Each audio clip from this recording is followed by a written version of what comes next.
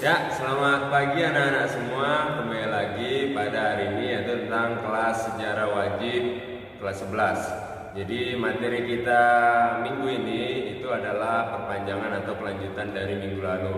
Kalau yang minggu lalu yaitu membahas tentang perlawanan rakyat Indonesia terhadap Portugis, maka minggu ini kita akan membahas tentang perlawanan rakyat Indonesia terhadap Spanyol dan juga VOC.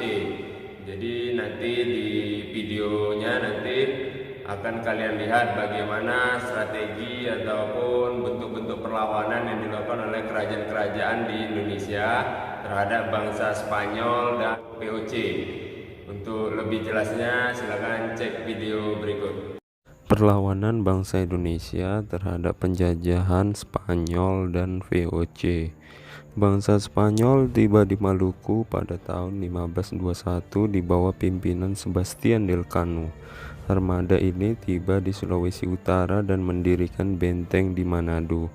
Upaya kolonisasi Spanyol dimulai dengan menjadikan penduduk Minahasa sebagai lumbung beras Spanyol dan memanfaatkan penduduk pribumi setempat dalam memperluas wilayah kekuasaannya. Spanyol berhasil menipu penguasa lokal kepala Walak Lolong Lasut sehingga berhasil mendirikan benteng di Wenang.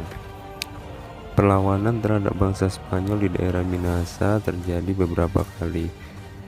Penduduk Minahasa mengadakan perlawanan terhadap Spanyol akibat monopoli beras yang dilakukannya dan memenangkan perlawanan tersebut. Penduduk tersebut dipimpin oleh Ratu Oki dan suaminya Panglima Munde. Perlawanan terhadap VOC juga dilakukan oleh rakyat Mataram. Adapun latar belakangnya, yang pertama, VOC melakukan monopoli perdagangan yang merugikan pedagang pribumi.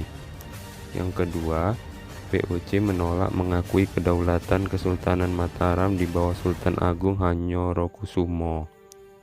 Ketiga, VOC dianggap sebagai penghambat bagi Sultan dalam mewujudkan cita-citanya mempersatukan tanah Jawa di bawah Kesultanan Mataram. Dan keempat, keinginan bangsa atau Sultan Agung mengusir VOC dari tanah Jawa, di mana Sultan Agung ini adalah memimpin rakyat Mataram dalam menyerang VOC yang dipimpin oleh JP Kun di Batavia.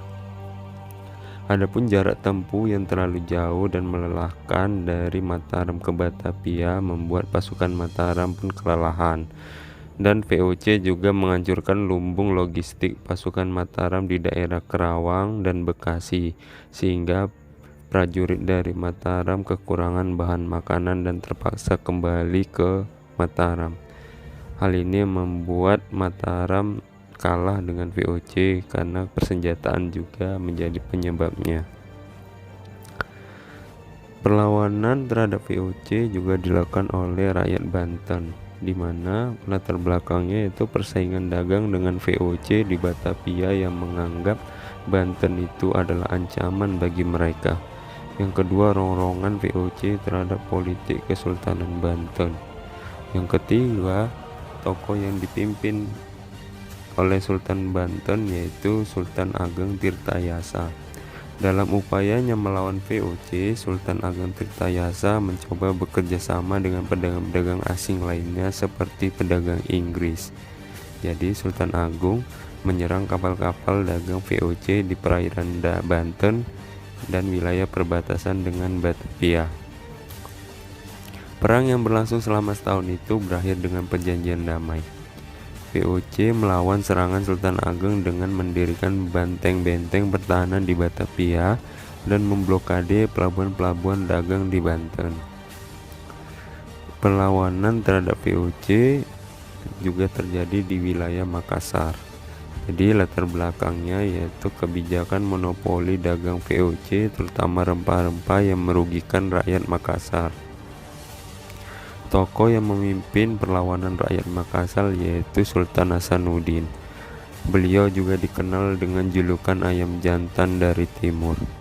Ia adalah Raja Gua-Talu yang menolak monopoli dan keberadaan VOC di Makassar.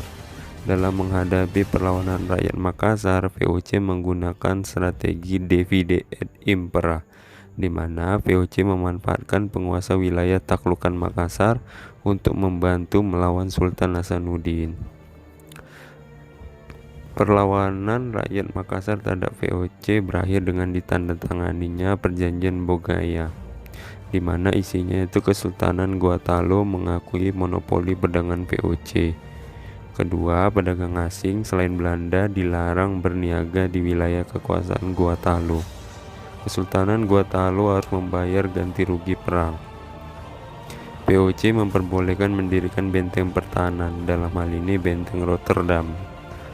Kesultanan Gorontalo harus mengakui kedaulatan Kerajaan Bone.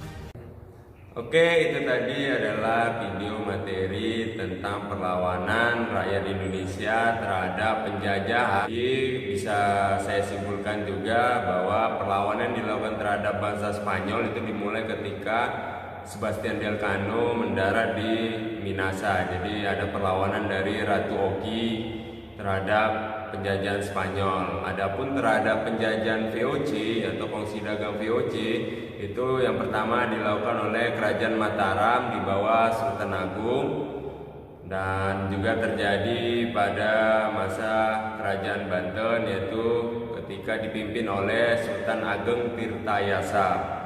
Dan terakhir yaitu rakyat Makassar juga berjuang untuk melawan VOC pada masa Sultan Hasanuddin. Beliau dikenal dengan julukan ayam jantan dari timur atas kegigihannya melawan VOC.